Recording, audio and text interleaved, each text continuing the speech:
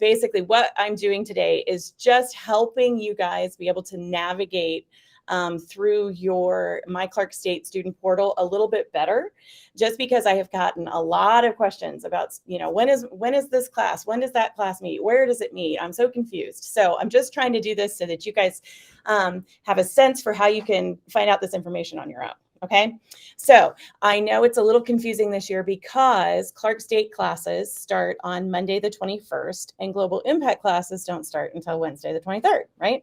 So everybody's like, what does that mean? Well, what that means is if you have a Clark State class that meets at Clark State's campus, or if it's an asynchronous online class, or even a synchronous online where you have live instruction, but you just are watching that through a Zoom meeting or something. Those will start on Monday the 21st, okay? Any classes that are CCP classes that meet in the building here at Global Impact don't start until Wednesday the 23rd. So your English, ASL, Spanish, math classes with Mr. Bonar, like Math 1280, which is college algebra, Math 1340, college pre-calc, Math 2200, college calc. All of those classes start Wednesday, okay? With just normal, when school starts on Wednesday, we'll be here and ready to go.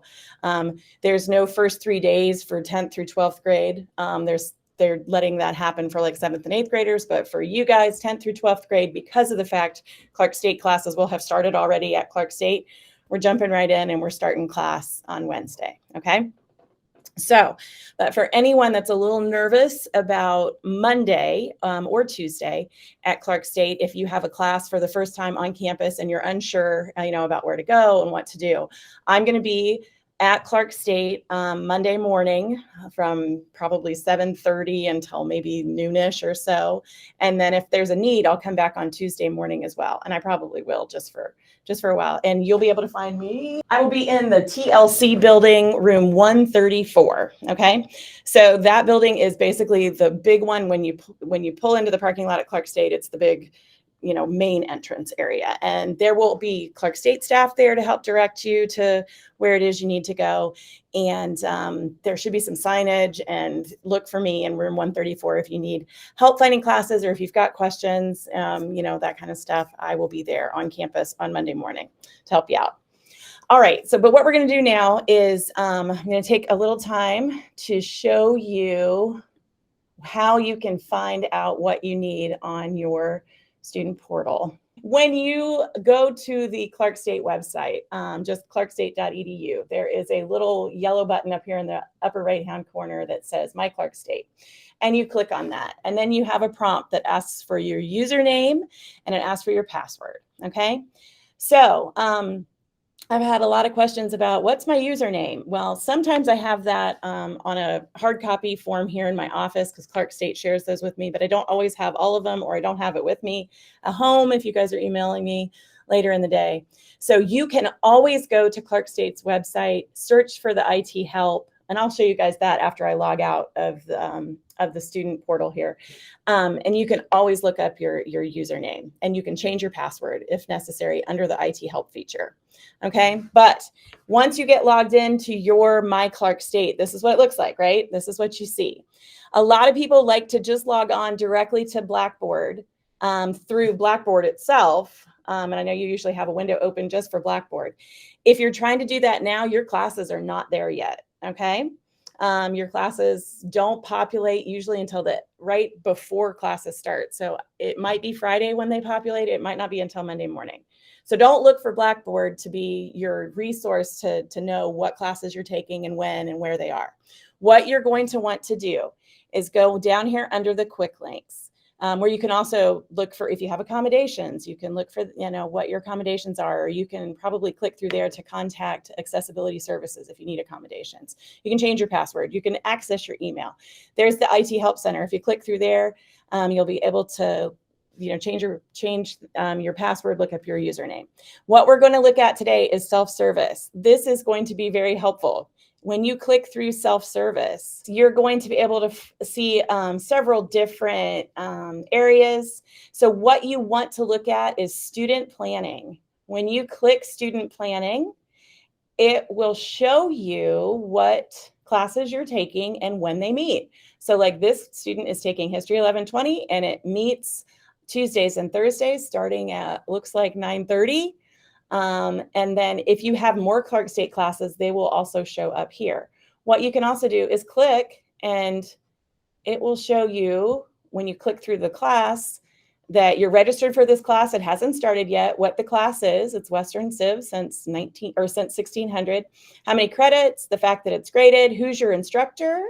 And if you look at meeting information, it's going to tell you exactly what time it meets, 9:30 to 10:45, and where it meets. So you're at Clark State on the Leffel Lane, so the main campus, and it's in Rhodes Hall, room 305.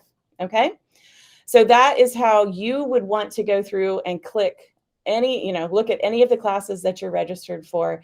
It gives you, obviously, if you have a class on Mondays and Wednesdays at 11, it'll show up Mondays and Wednesdays at 11, and you can access all of that information at any time, day or night, without having to ask me repeatedly, when's my class? When is it? And who's teaching it? And when does it meet? And how do I do this? You guys can do this on your own. I have faith in you. I've known you for a long time, and I believe in your abilities. All right. So it should be pretty simple for you to be able to find your classes, figure out when those are happening, and also where they are happening. If you aren't sure about where classes are at Rhodes Hall, there is a way to access the map on the Clark State website.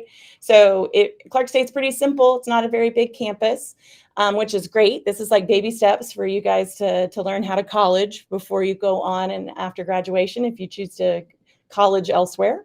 So the TLC is that main building, like I said, that you will see when you drive up. Clark State is nice for those of you that are driving. You can park anywhere in the yellow area.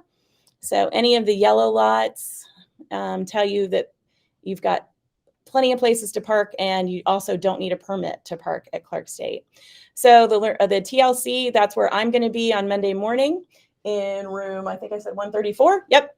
This is Rhodes Hall. There's a lot of classes in Rhodes Hall, and all of these buildings are connected together. So you can walk from one end of campus inside the buildings to the other end.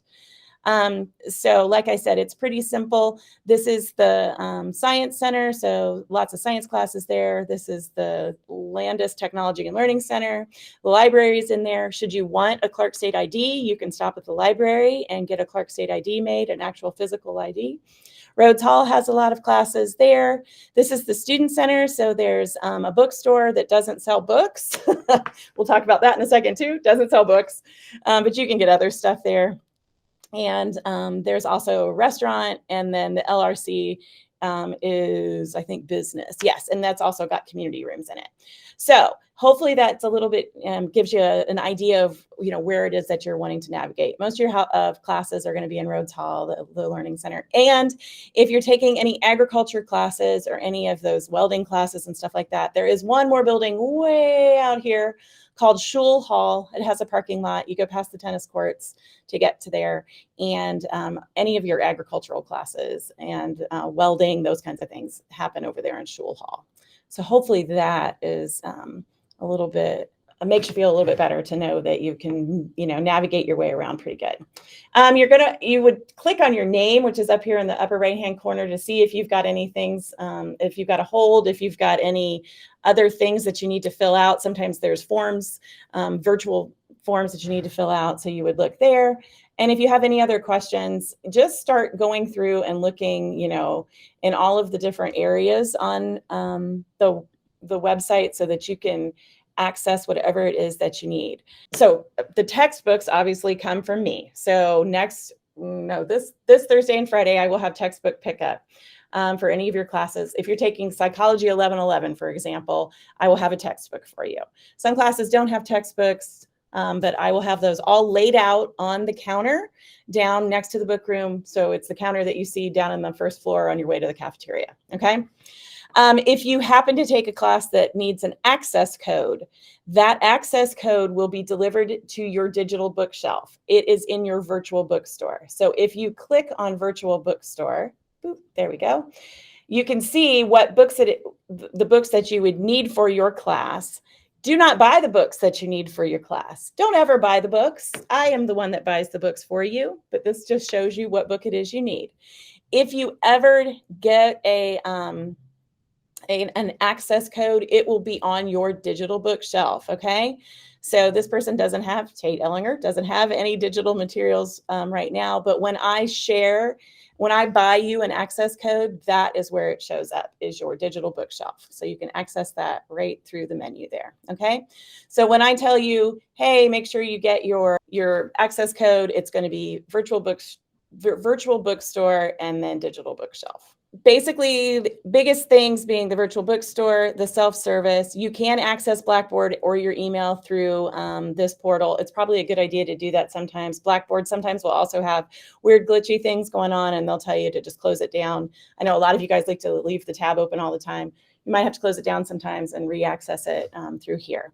But please check out your My Clark State Student Portal and utilize all of these things so that I don't have to remind you 74 times how to do it, and I won't be annoyed with you. Not that I'm annoyed, not usually. You guys are pretty good, and I'm usually pretty, agreeable. So at least I try.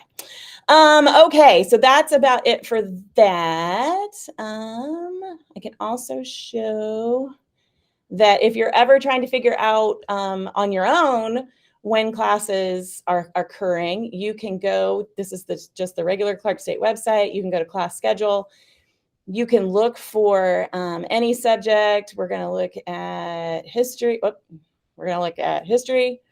And I can tell you that American history meets only virtually and that there's no available seats.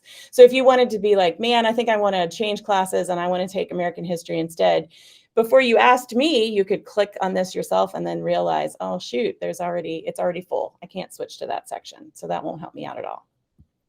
The IT help section is under College Life. Click on the IT Help Center. There's how you look up your username. There's how you can reset your password. You can also click on the IT Help Center itself, and there's somebody there via chat or phone, I think 24/7.